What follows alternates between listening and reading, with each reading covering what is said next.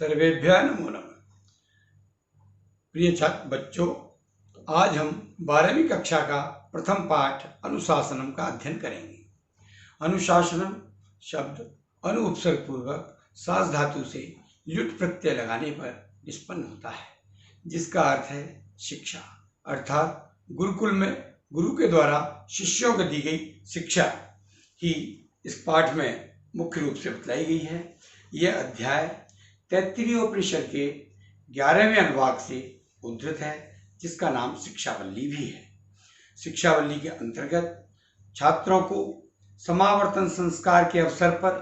जब गृहस्थ जीवन के लिए गुरुकुल से उन्मुक्त किया जाता है, उस समय का वर्णन है। अनुशासनम पाठ का सर्वप्रथम हम आदर्श वाचन करेंगे। वेदम मनुच्य आचार्यो अंतेवासिनम मनुशास्ति सत्यम वद धर्मम चर स्वाध्यायान मा प्रमदः आचार्याय प्रियम धनम आरित्य प्रजातंतुम मा व्यवच्छेत्सि सत्यान न प्रमदितव्यम धर्मान न प्रमदितव्यम कुशलान न प्रमदितव्यम भूते न प्रमदितव्यम स्वाध्याय प्रवचनाभ्याम न प्रमदितव्यम देवपितृकार्याभ्याम न प्रमदितव्यम मातृदेवो भव पितृदेवो भव आचार्य देवो भव अतिथि देवो भव यानि अन्वद्यानि कर्माणि तानि सेवितव्यानि नो इतराणि यान्यस्माकं सुचरितानि तानि त्वयोपास्यानि नो इतराणि अथ यदि ते कर्म विचिकित्सा वा व्रत चिकित्सा वा स्यात् ते ये तत्र ब्राह्मणाः सम्मर्शिनः युक्ता आयुक्ताः अलूक्षाः धर्मकामाः स्युः यथा ते तत्र वर्तेरन् तथा तत्र वर्तेथा एषः आदेशः एषः उपदेशः एषा वेदोपनिषद एतत् अनुशासनम एवं उपासितव्यम एवं चैतत् उपास्यम। अर्थात अब हम इसके पदों को परस्पर संधि विच्छेद करते हुए अर्थ पढ़ेंगे। वेदम यानी वेदों को, अनुच्य माने पढ़ाकर, आचार्य माने आचार्य अर्थात जो सदाचार की शिक्षा प्रदान करते हैं, ऐसे आचार्य अंतेवासिनम, अंत माने समीप रहने वाले अपने उन शिष्यों को अनुशास्ति माने उपदेश देते हैं। क्या उपदेश देते हैं कि हे छात्रों, आप, हे बच्चों, आप इस गुरुकुल की शिक्षा के पश्चात अब आप गृहस्थ जीवन में प्रवेश कर रहे हैं। तो गृहस्थ जीवन में आपको क्या क्या कार्य संपन्न करना है, तो उसी के निमित्त यह शिक्षा प्रदान की गई है, जो कि गृहस्थ जीवन के लिए अत्यंत उपयोगी है। सत्यम वद, अपने जीवन में सत्य का आचरण करना, अर्थात सत्य को ही बोलना, सत्य को बोलना। धर्मम चर, धर्म के अनुकूल ही आचरण करना या धर्म के अनुकूल ही आचरण करो। स्वाध्यायान मा प्रमदः, स्व प्लस अध्याय, स्वाध्याय अर्थात अपने अध्ययन से कभी भी प्रमाद मत करना। आचार्याय प्रियम धनम आरित्य प्रजातंतुम मा व्यवच्छेत्सि, तो शिक्षा प्राप्ति के पश्चात चूंकि गुरुदक्षिणा देने का प्रचलन था, इसीलिए आचार्याय, आचार्य के लिए अर्थात अपने गुरु के लिए प्रियम धनम, प्रिय धन को, आरित्य उपसर्ग री धातु ल्यप प्रत्यय, आरित्य यानी लाकर, तो आचार्य के लिए प्रिय धन को लाकर प्रजातंतुम, वंश परंपरा को, मां विवच्छेत्सि अर्थात वंश परंपरा को विच्छिन्न मत करना। अर्थात आपको अपने आचार्य के लिए प्रिय धन रूपी गुरु दक्षिणा देकर गृहस्थ आश्रम के अंतर्गत अपनी वंश परंपरा का भी निर्वाह करना है। सत्यात् न प्रमदितव्यम, सत्य से कभी प्रमाद मत करना, अर्थात सत्य को ही अपना आभूषण बनाकर सत्य का ही आचरण करने का प्रयास करना चाहिए। धर्मान न प्रमदितव्यम, अर्थात धर्माचरण से भी प्रमाद नहीं करना चाहिए। हमें धार्मिक कार्यों में हमेशा सहयोग करना चाहिए और जो अधार्मिक, जो जघन्य अपराध आदि हैं, उनको त्याग देना चाहिए। कुशलात् न प्रमदितव्यम, कुशल बातों के लिए अर्थात जिससे हमारी कुशलता है,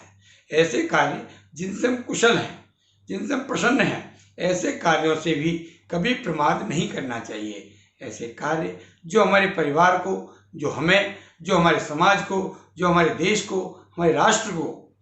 जो कुशलता प्रदान करते हैं, ऐसे कार्यों से भी हमें प्रमाद नहीं करना चाहिए। भूत्यै न प्रमदितव्यम, हमें ऐश्वर्य, भूति यानी ऐश्वर्य, ऐश्वर्य, कीर्ति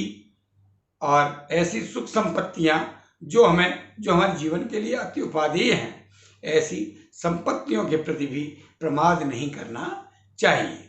स्वाध्याय प्रवचनाभ्याम न प्रमदितव्यम, चूंकि लोग अपना पढ़ा हुआ भूल जाते हैं, इसीलिए इसी परिप्रेक्ष्य में कहा गया है कि स्व अध्याय, आपने जिसका अध्ययन कर लिया है, ऐसे अपने उस अध्याय का निरंतर अभ्यास करना, अपने स्वाध्याय के प्रति प्रवचनाभ्याम, और जो आपने ग्रहण कर लिया है,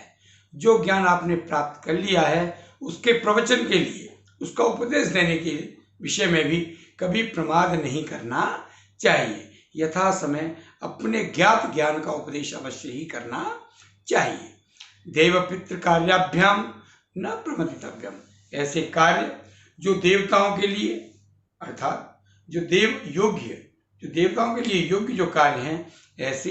देवताओं की उपासना योग्य कर्मों के प्रति, पितृ कार्याभ्याम और अपने पितरों के प्रति जो अनुकूल कार्य हैं, तर्पण आदि, ऐसे उन कार्यों के प्रति भी हमें कभी प्रमाद नहीं करना चाहिए। इसके अलावा जो देव यज्ञ, पितृयज्ञ, भूत यज्ञ, नृयज्ञ आदि का जो उल्लेख किया गया है, ऐसे उन नित्य नैमित्तिक कार्यों के प्रति भी हमें प्रमाद नहीं करना चाहिए, अर्थात उनका आवश्यक रूप से हमें आचरण अपने जीवन में, गृहस्थ जीवन में करना चाहिए। मातृदेवो भव,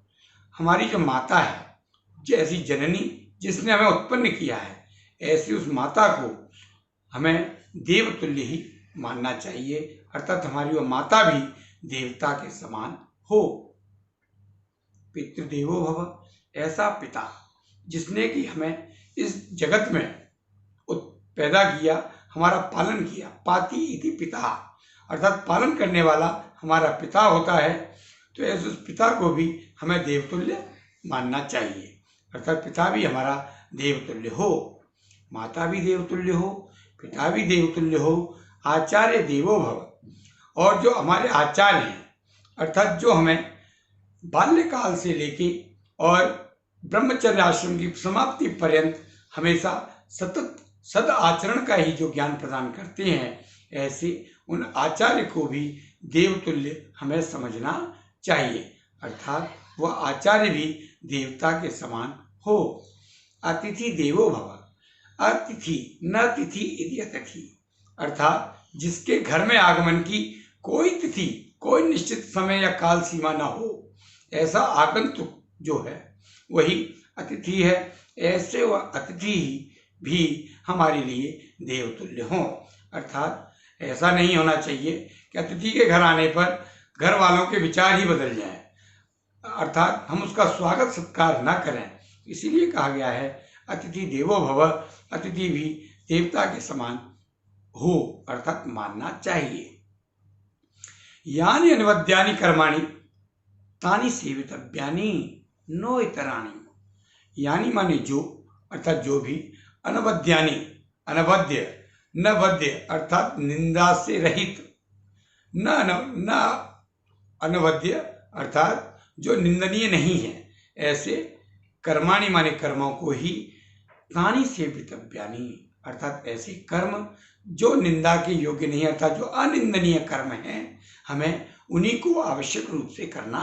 चाहिए। हमें अपने गृहस्थ जीवन के दौरान ऐसे कर्म ही करने चाहिए जो कि अनिंदनीय हों, अर्थात जिसे कर्म को करने से हमें निंदा की प्राप्ति न हो, हमें उन्हीं कर्मों को करना चाहिए। नो इतराणी, उससे भिन्न अर्थात निंदित कर्मों को हमें कदापि नहीं करना चाहिए। यानी अस्माकं सुचरितानि तानि त्वया उपास्यानि, यानी जो अस्माकं यानी हमारे सुचरितानि सच्चरित्र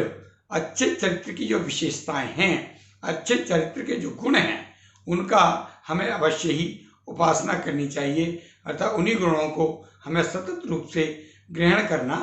चाहिए। तो ऐसे कर्म, ऐसे सुचरित्र कर्म जो हमें सन्मार्ग पर प्रेरित करते हैं, जीवन के सतत लक्ष्य की ओर प्रेरित करते हैं, ऐसे उन कर्मों की ओर ही हमें सतत रूप से प्रयास करना चाहिए, न इतराणी और इससे भिन्न कर्मों की ओर नहीं।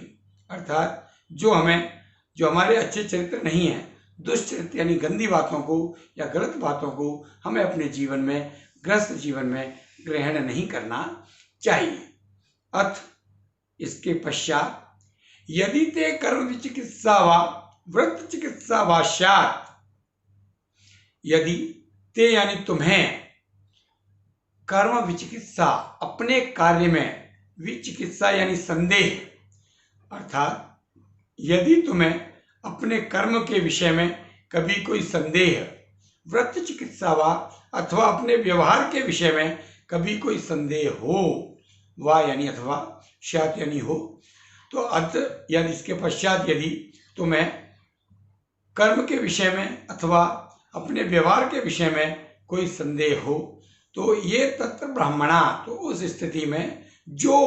वहाँ यानी उस स्थान पर जहाँ आप निवास कर रहे हैं, उस स्थान पर जो ब्राह्मणा,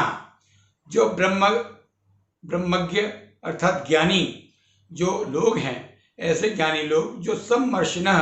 जो विचार पूर्वक कार्य करने वाले हैं, अर्थात जो बिना विचारे कार्य नहीं करते हैं, ऐसे ब्राह्मण लोगों के जो विचार पूर्वक कार्य करने वाले हैं, ऐसे ब्राह्मणों के युक्ता आयुक्ता, जो अपने निरंतर कार्यों में जो लगे हुए हैं, अर्थात जो अपने सतत कर्म में प्रवृत्त हैं, ऐसे आयुक्ता लगे हुए, ऐसे उन लोगों के लिए अलूक्षा, जो अलूक्षा, न लूक्षा इति अलूक्षा, अर्थात ऐसे लोग जो निंदनीय नहीं है, ऐसे लोग जो गृहस्थ जीवन काल में क्रियाकलाप में यदि कोई व्यवहार में किसी प्रकार का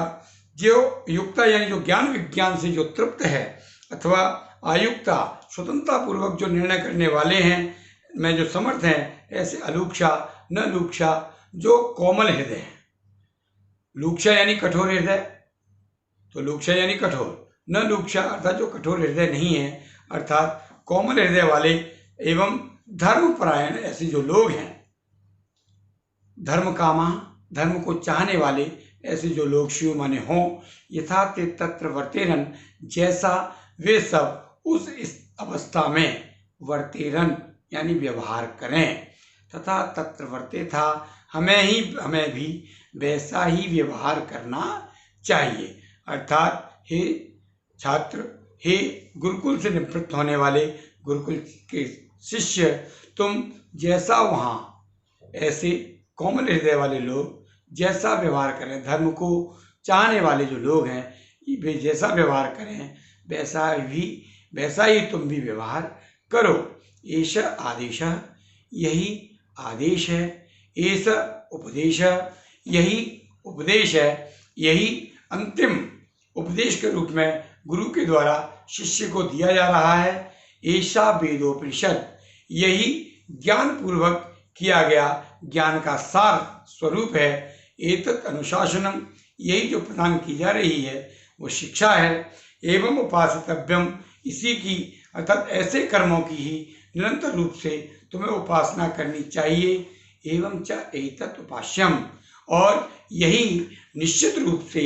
वास्तविक रूप से तुम्हारे लिए उपासना करने योग्य है कि अपने से बड़ों का सदैव सम्मान करना। तो ये जो शिक्षा दी गई है वह गुरु के द्वारा शिष्य के द्वारा, मतलब गुरु के द्वारा शिष्य को ग्रहण करने के लिए दी गई है, जो कि उसके गृहस्थ जीवन के लिए अत्यंत उपादेय हो सकती है। धन्यवाद।